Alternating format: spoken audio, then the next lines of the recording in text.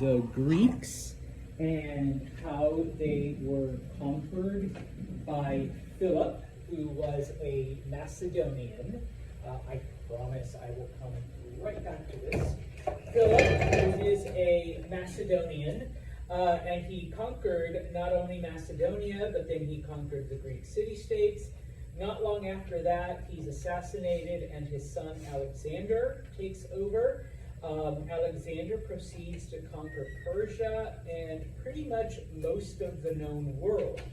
He dies, and he does not leave an heir, but eventually the empire is split up between three of his generals, and so they take different parts. Remember that the only one you really need to know that I'm going to ask is Ptolemy, whose family ruled over Egypt for the next several hundred years. All right? And once again, please forgive me, I will come right back. So you have Macedonia, which is basically Macedonia and what modern-day Greece would be. Seleucid, which is basically Persia. And then, of course, Egypt, ruled over by this family. All right? And so we will continue today. Yes, you need to know the definition of Hellenism. Okay? At its most basic, okay, and if you give me this, I'll be happy, all right? Hellenism is the spread of Greek culture, okay? Now, it isn't just the Greek culture spreading, because typically what ended up happening was that Greek culture would mix with local culture, and usually it was the local culture that would change into something, and I'm making up this word, but you can use it, something that was Greekified, okay? So many things would be Greekified, and we see then the spread of different ideas, okay? In history, in science, in art, okay? Probably one of the greatest influences, though, comes in theater, where many of the local areas begin to adopt Greek drama as a way to share their own stories. Unfortunately, we really can't, in this type of class, get into the history of drama and the history of ancient Greek plays, but they're basically what created modern plays, okay? Where you have three acts. You have the introduction, you have the conflict, and you have the resolution, okay? And so you're able to get a story from that. Typically that story has some sort of morality or message in it that it's trying to push on you.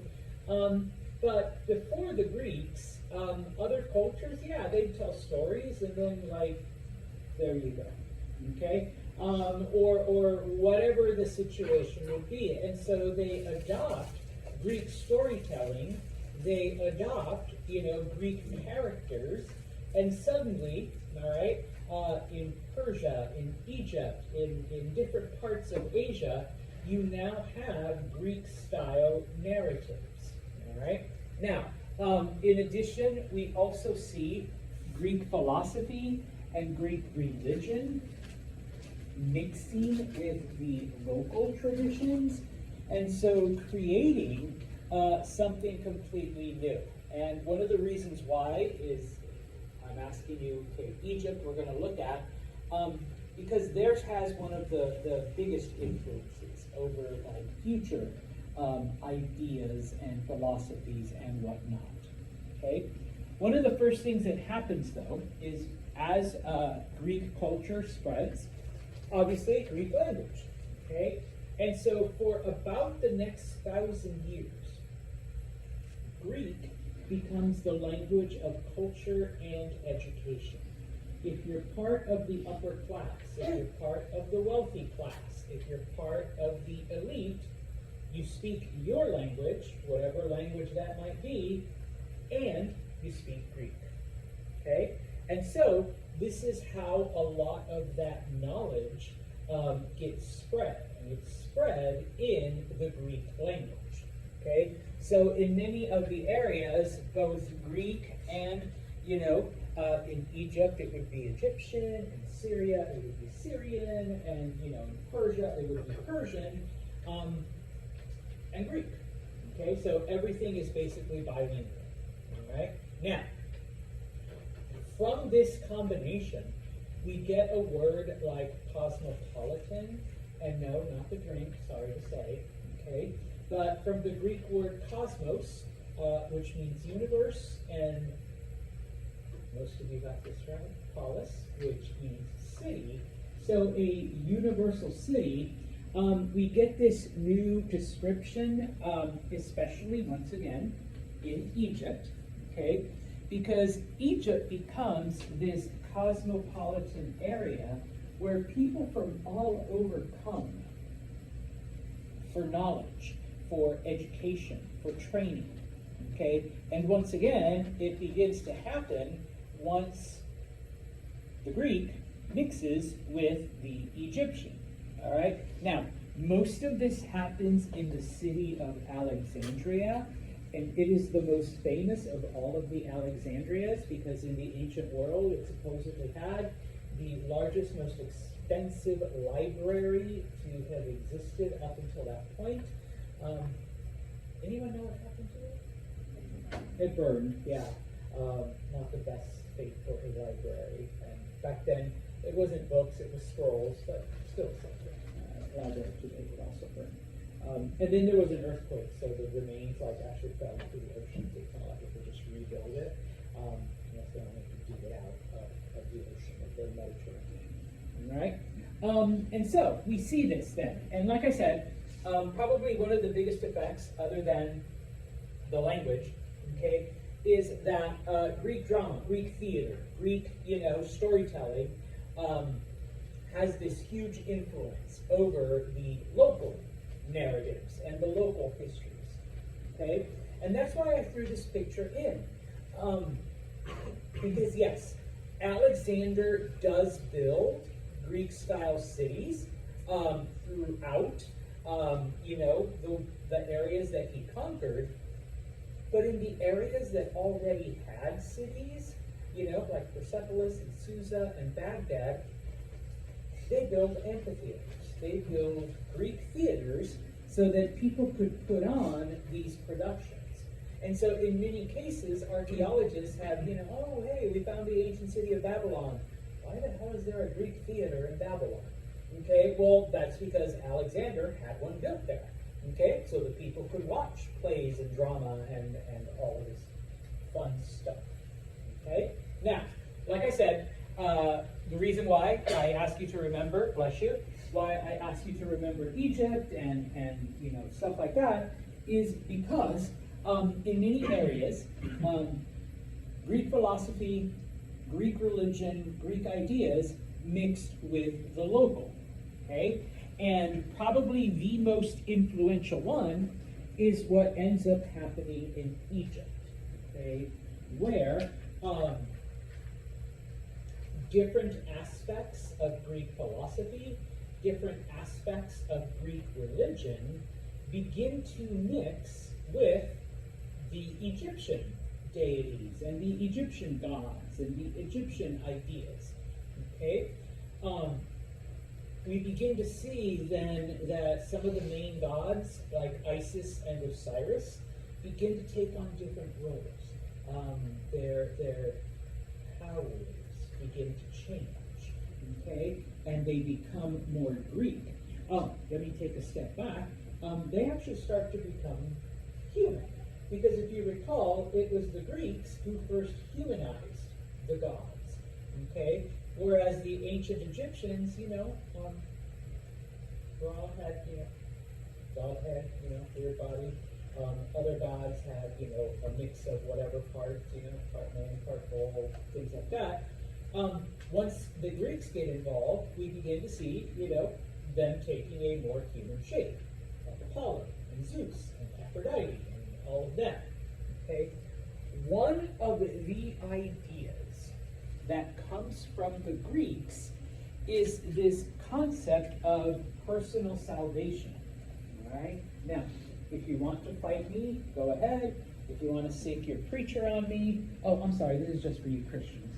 All right? Go right ahead.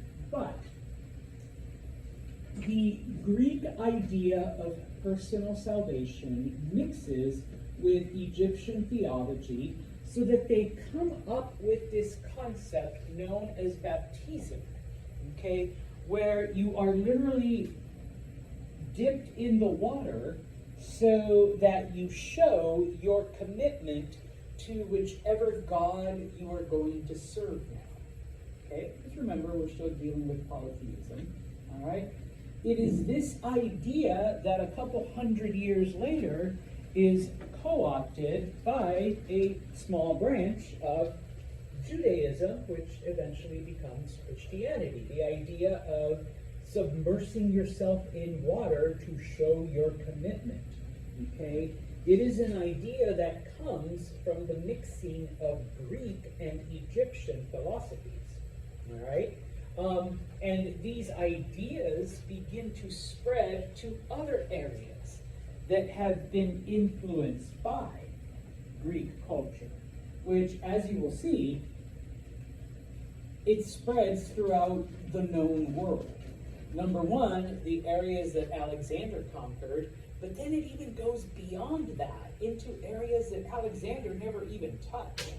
Okay? So those Greek ideas then, including the concept of baptism, all right, influence people pretty much everywhere. Okay? Now, it wasn't all philosophy, it wasn't all, good ideas, let's say. One of the other things that spreads, and especially in Egypt, is the idea of plantation slavery. All right?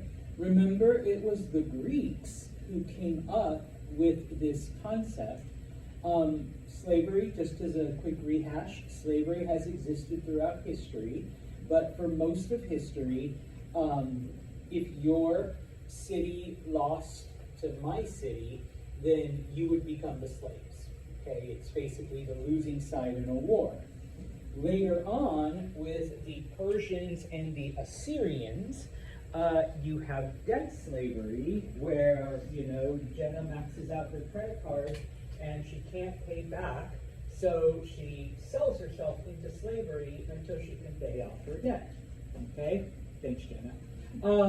Well, it was the Greeks that came up with the idea of this is a lot of work, and it's hard, and I don't want to do it. So guess what?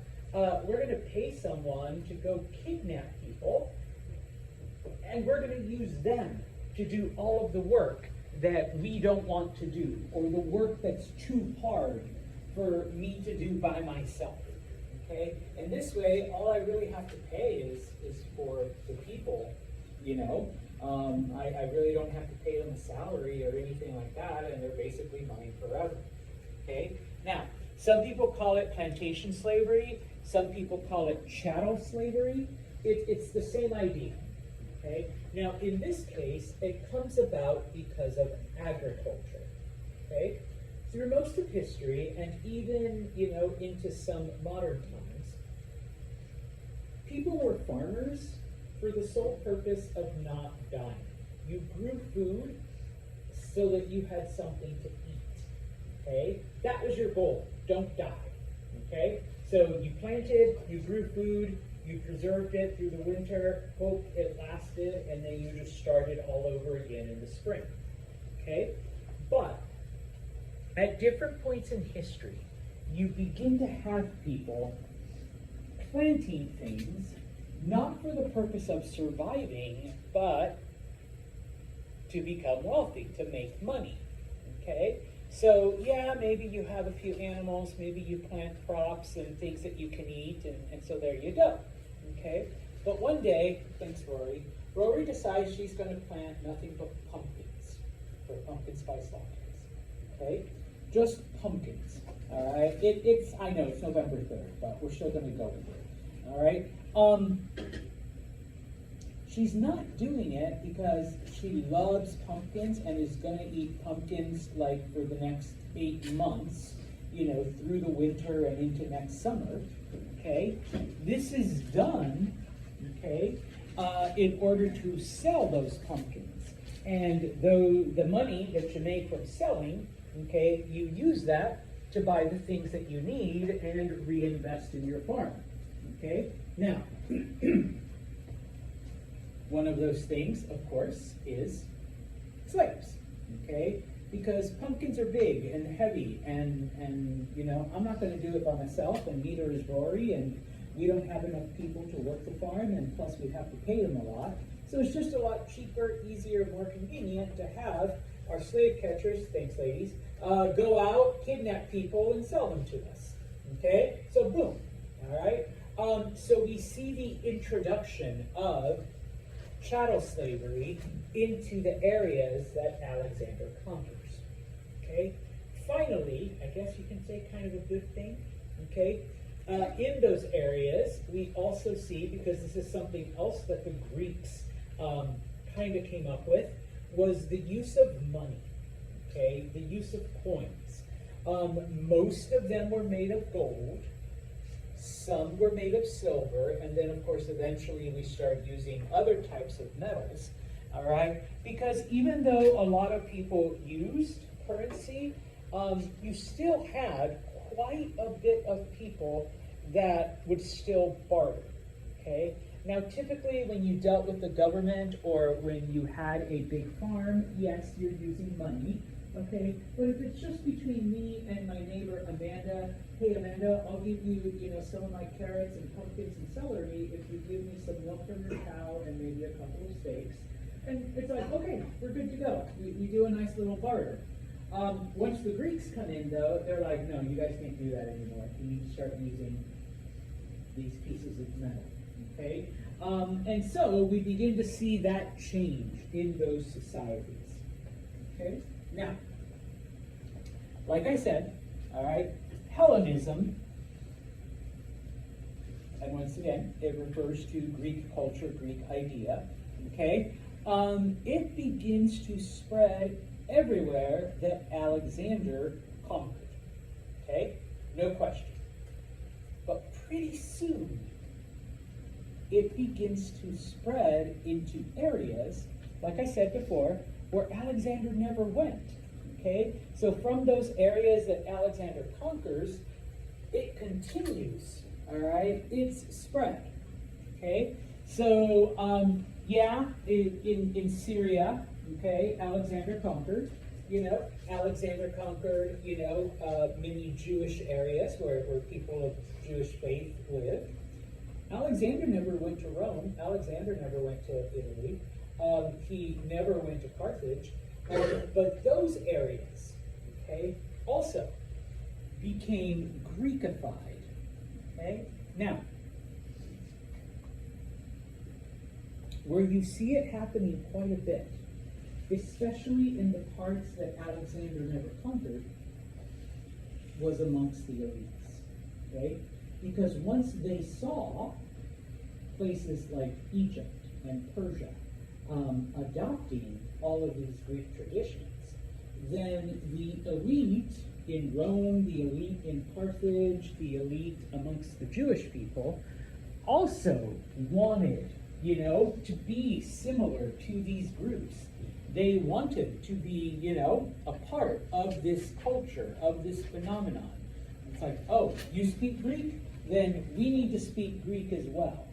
Okay? Oh, you believe, you know, that this particular god has these qualities now? And, oh yeah, Ra no longer looks like the head of a dog and the body of a lion. Looks human now. So we're going to change too. Okay? Now, one big example of this, and I'm going to give you a couple here, okay, was a kingdom known as Meroe, okay, the Meroitic kingdom. The Meroitic kingdom was south of Egypt. It was beyond the waterfalls as you keep going down the Nile. Okay? Once again, Alexander conquered Egypt. He never made it as far as Meroe. All right? He never even came close. But the Meroitic kingdom was one of these areas that copied pretty much everything that Egypt did. Okay? And so, when Egypt became Greek, when it became Greekified, when it was taken over by Ptolemy, okay, the Meroitic kingdom also began to change and adopt and make itself more Greek. Okay? So fast forward, 17, 18, early 1900s, archaeologists, are digging up stuff, and as they're traveling and exploring into Africa, because this is now south of Egypt, so you're getting into the heart of Africa, they find Greek columns. And they're like, what the hell? How did these Greek columns get here? Okay? And then as they explore more parts, they find samples of writing, and it's in Greek. How did this Greek manuscript get all the way into this part of Africa? Maybe it floated up? I don't know. Come to discover that, it was the site of this kingdom, it was the site of this people that decided to adopt Egyptian culture. And by this point in time, the Egyptians had adopted Greek culture. Okay? So that's how it spreads into places that Alexander never went. Okay? Talking about then shifting a little bit into the Jewish people, and once again, this affects those of you who may practice Christianity. And, like I said, sit your preachers on me. All right, I will sit down and have a nice talk. But if you recall, okay, the kingdom of Judah is conquered, and the people are taken into Babylon, into Mesopotamia, where they are, put to work and forcibly assimilated, partially. Eventually, Cyrus the Great, as he's building up Persia, frees the Jewish people and tells them that they can go back to their homeland, gives them money to rebuild Jerusalem and to rebuild their temple. Okay? By now, the area is no longer known as Judah, it's known as Judea. Okay? And Judea eventually becomes one of those 19 satrapies that Darius establishes. Okay? So it's a part of the Persian Empire. When Alexander, so now we're a couple hundred years later, when Alexander comes along, okay, Judea is still part of Persia. And if you recall, I showed you part of the video. He conquers Anatolia, he conquers Turkey, he conquers Tyre, and Judea was reasonably close to there. Then he conquers Egypt. Okay? And so Judea becomes a part of Alexander's empire. Right? We already talked about, only I get to call him Alex. When Alex dies, okay, Seleucus takes over this part of Alex's empire. Okay? And, if you recall,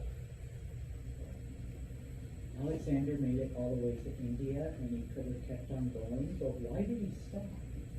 His men wanted to stop. Yeah, his men were tired of war. They'd been gone for 10 years. They wanted to go home. Okay? If you recall also, Alexander married a lot of Persian women, and he encourages his men to also marry Persian women in the hope of getting them to settle down, and maybe later we can go back and take India and maybe as far as we can go. Okay. Of course, his men do miss home. They do miss their Greek culture, their Greek drama, their Greek food. all of that stuff. So that's why he builds numerous cities throughout Persia, names them all Alexandria, but this way his soldiers have a small taste of home while they're building a new life with their Persian wives and their Persian family. Okay? Now, which means, in the Seleucid Empire, we do see, Greek ideas, Greek philosophy, Greek drama, all of the stuff we've talked about before. Okay? Judea is a part of the Persian Empire, and so while the Jewish elites do accept, when I say Hellenism, they accept Greek culture, they accept Greek language, they accept Greek traditions, okay? Most of the people don't. Most of the Jewish people reject it, okay? I always like to say that's the problem with monotheistic religions. You don't accept any other gods, okay? So, no Apollo, no Zeus, none of that stuff, okay? And so what ends up happening, okay, and once again, we can't get into all of the history, but the Jewish people have like different branches. They have like different groups amongst them. One of them is known as the Maccabees.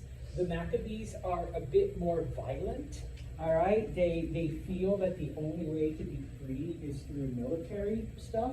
And so they actually rise up against the leaders of the Seleucid Empire, and they're successful in establishing a teeny tiny Jewish state, okay? It's just Jerusalem and some of the areas around it, but it's theirs. It's independent from Persia, okay? What happens to the Jewish elites that had accepted Greek culture? Well, they end up moving to Alexandria because obviously their own people don't want them anymore. All right? And while they're in Alexandria, because once again, Alexandria is like the center of learning and knowledge and culture, and there's people from all over, that come to learn and share ideas. It is here that these Jewish people take the old Hebrew scriptures, the old documents from the Israelite religion, and translate them into Greek. Okay? From there, any new records that they keep, any new religious stuff that they keep, are all in Greek, including what eventually becomes known as the New Testament.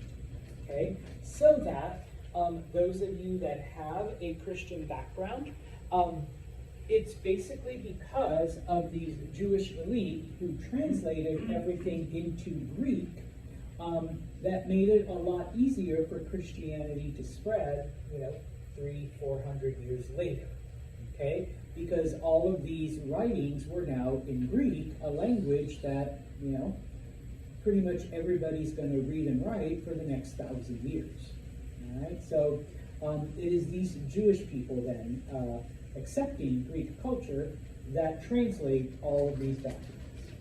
Okay? Now, Alexander never went to Rome. Alexander never conquered Rome. Okay?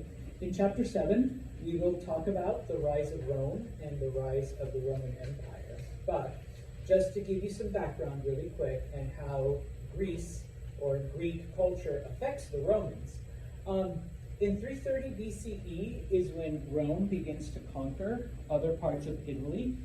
Up until that point, Rome had just been like an independent city-state. Most of Italy was very similar to how Greece started out, okay? Rome is not a kingdom, okay? But it does have, a city-state, and it develops a different form of government. It's not a monarchy, it's not an oligarchy, it's not even a democracy the way Athens was. Rome develops what is called a republic. Okay? A republic still has the element of voting, but you vote for representatives, and those representatives make all the decisions. Okay? So instead of you voting on what's going to happen, you vote for Amanda, and Amanda decides what's going to happen. Okay, type of thing. All right. Now, as Rome begins to conquer other parts of Italy, it continues the spread of these republican ideas. All right. Now, there are some Greek colonies in southern Italy. All right. So the Romans are exposed to Greek culture that way. But then eventually, the Romans do in fact conquer the Greek homeland. All right. And when they're exposed to Greek culture, the Romans love it. Okay. They begin to take it all. All right. Especially, and we'll talk about it once again in the next chapter, especially many of the engineering and scientific and math principles, and they improve on it. So if you've ever wondered why, gosh, these Roman columns look like Greek columns, yeah, because the Romans borrowed all of that from the Greeks, okay? Oh, gee, these arches, yeah, because the Romans borrowed that from the Greeks. Okay, they took it and then they improved on it. Okay, one of the things that they do though is they take the Greek religion and just absorb all of it. The only change that, well, the change that they make is that they give the Greek gods Roman names. So Zeus becomes Jupiter. Okay, Ares becomes Mars. Aphrodite becomes Venus. Hephaestus becomes Mercury, and so on and so on and so forth. Okay? But it's basically the same gods, they have the same powers, they control the same things. Okay? The only one that doesn't is Hades. Hades reigns too, but not sure what happened. Anyways, okay? Now, it gets to the point that the Romans also change the legend of how the city of Rome was founded. Okay? If you know the story, okay, don't spoil it. I'm going to tell it in about 2 minutes. All right? You know, the Romans were tough. The Romans were strong. The Romans survived, you know, against all odds. But it made them look kind of barbaric. And so now that they have adopted Greek religion and Greek culture and Greek architecture and Greek drama, they're like, no, we need to be a little bit more civilized. We need a story that's a bit more worthy of the new Roman ideal. Okay? So, this statue illustrates the founding of Rome.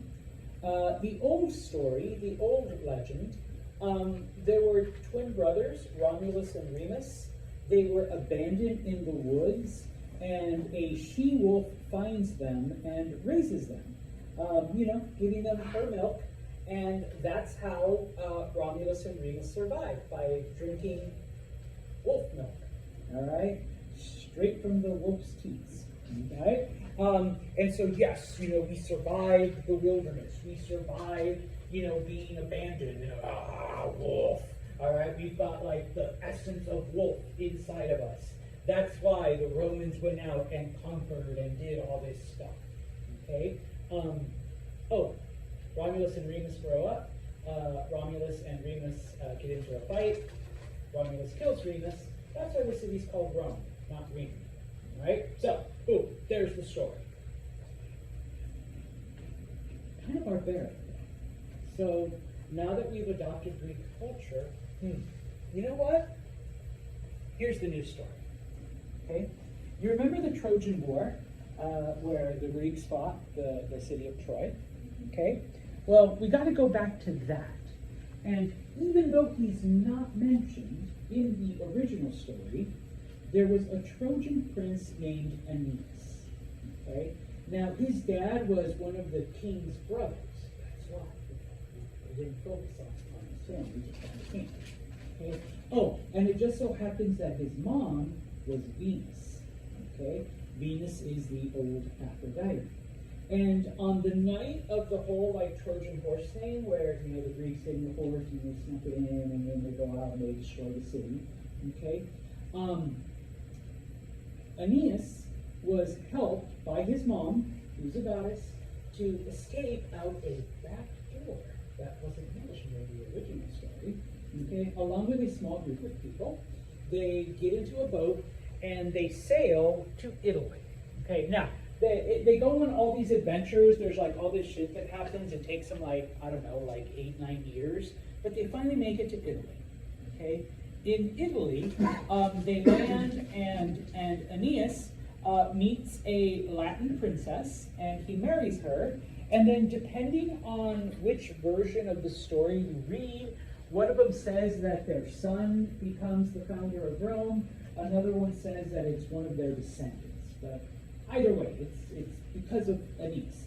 And of course, our founder is actually part of Greek civilization. This civilization that we love and admire, and is smart and refined and has poetry and drama and knowledge. Okay? Oh, and by the way, okay, because our ancestor, our Aeneas, because his mom was a goddess, what does that make all Romans, and for you Italians, I guess? Yeah, you're part god too, okay? So that makes us special. That makes us even better than the she-wolf, milk drinking, wilderness, whatever. We're part god, okay? Oh, and it's not just any god. Does anyone know what Venus/Aphrodite was the goddess of? Love. No, that's Mars. Love. Yes, love and sex. Okay? That's why Italians are so good looking, right? Yeah. And all of that. Okay? So Amanda's like, no, they're not. No, shut up. This is Roman story, okay? These are the Italians. All right? So yeah, this is so much better. Okay? So the Romans adopt all of these stories. Okay? Now, once again, Alex never made it to Rome. But by extension. Okay? I think this is, yeah, that's the last one. Okay? Now, we'll talk about Carthage in the next chapter too, but Carthage accepts it even more than the Romans do. Okay? You thought Rome was bad. Carthage does even more. Now, the reason why we don't know as much about it or don't have it around is because, spoiler alert, Carthage and Rome get into a war.